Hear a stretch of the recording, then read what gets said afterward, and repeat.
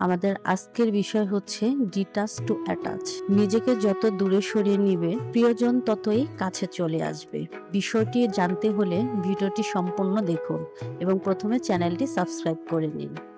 জীবন এক অদ্ভুত সত্য আছে। কাউকে যত বেশি আঁকড়ে ধরতে যাবেন, সে তত দূরে সরে যাবে। কিন্তু যখন একটু দূরে সরে যান, যখন নিজেকে গড়ে তোলেন, তখনই সেই মানুষ নিজেই আপনার কাছে ফিরে আসে। একটা প্রজাপতির কথা ভাবুন। আপনি যদি জোর করে ধরতে যান, সে উড়ে যাবে। কিন্তু যদি শান্ত থাকেন, একদিন সেই প্রজাপতি নিজেই এসে আপনার আঙুলে বসবে।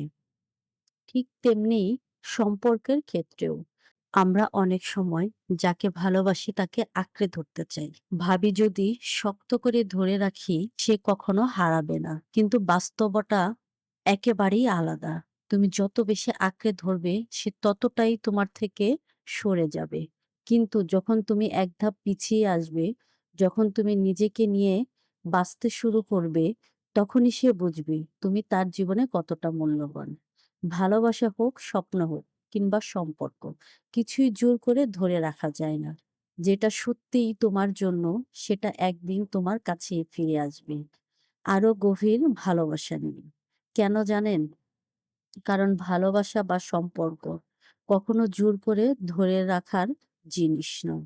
এটা এক ধরনের এনার্জি, যেখানে স্পেস, স্বাধীনতা আর সম্মান যত বাড়ে, ভালোবাসাও তত গভীর হয়। তুমি যদি সবসময় তার পেছনে দৌড়াও, বারবার প্রমাণ দিতে চাও, দেখো আমি তোমাকে কতটা চাই, তাহলে সে ভাববে তোমাকে খুব সহজেই পাওয়া যায়। কিন্তু যখন তুমি নিজেকে ভ্যালু বুঝে একটু দূরে দাঁড়াও, নিজের মতো করে বাঁচতে শিখো, তখনই তার চোখে তোমার গুরুত্ব বাড়তে থাকে। ডিটাচ টু অ্যাটাচ মানে সম্পর্ক ছেড়ে দেওয়া নয়, বরং সম্পর্ককে স্বাধীনভাবে শ্বাস নেওয়ার সুযোগ দেওয়া। তুমি যখন নিজেকে ভালোবাসবে, নিজের ভেতরের আলো তৈরি করবে, তখন স্বাভাবিকভাবেই মানুষ তোমার দিকে টানবে।